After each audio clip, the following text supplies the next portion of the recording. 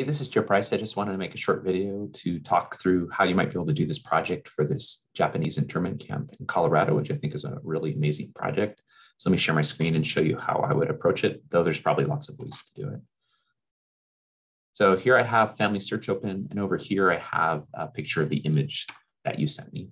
So I'm just going to go to Family Tree, and I'm just going to go to any person page, and I'll hit Recents, and then I'll hit Add Unconnected Person. And then this is where I'm going to type in the first person on this list, Kayu Goro.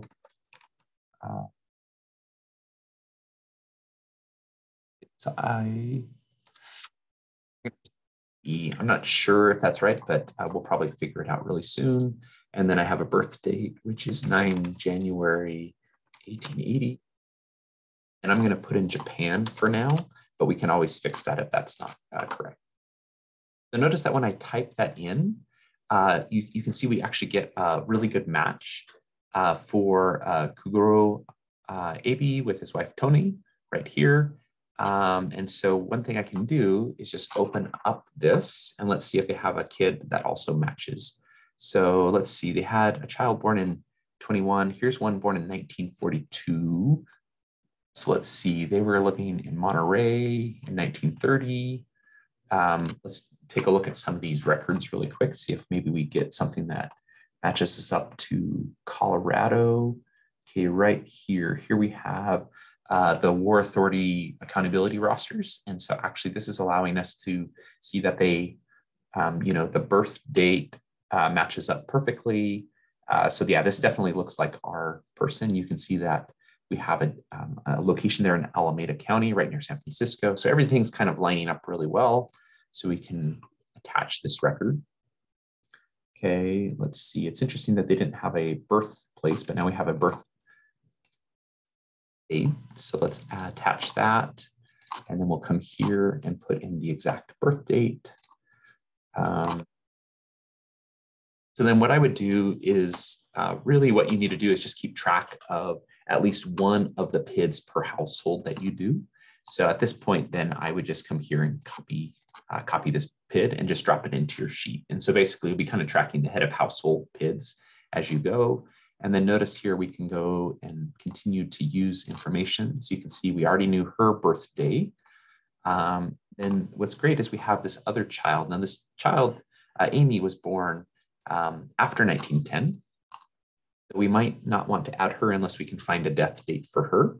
But one cool thing is sometimes we can go on Ancestry.com, sign in really quick. As I sign in, I'm just going to click that button again. So we come back here. What I like to check is obviously sometimes Ancestry has additional records. I also like to click on family trees and maybe see if there's a more complete family tree. So you can see here, there's 2 trees for this person. This one has 13 sources and 400 people. This one has quite a bit less. So let's start here. The reason I like this is maybe sometimes I can find the other kids in the family with death dates that would allow me to add them to the tree. You can see here, actually, this is a really nice family tree on Ancestry. It has exact dates, it has a picture, has very complete information. This would be great to bring this information over to the tree. So you can see here, now we have a death date.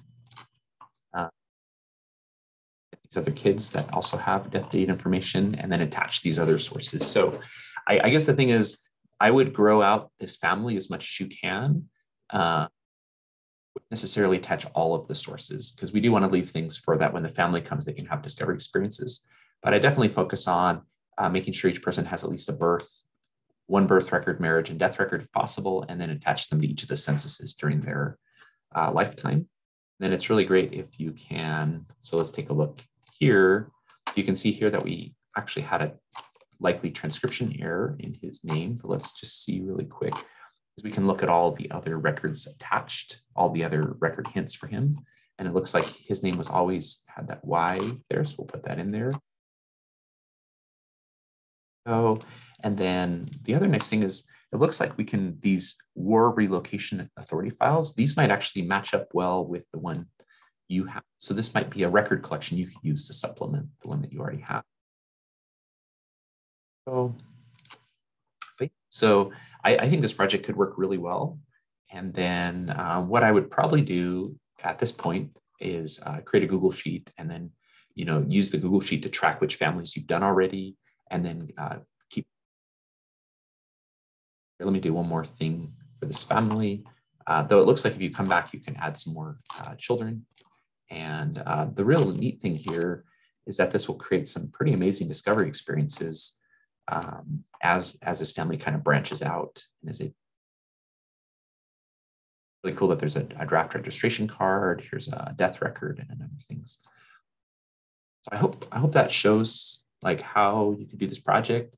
But I think the key thing is that add unconnected person step, where you'll be adding people from your record to the tree. And then once you get them on the tree, then you can start to use Family Search and Ancestry to branch out as far as you can.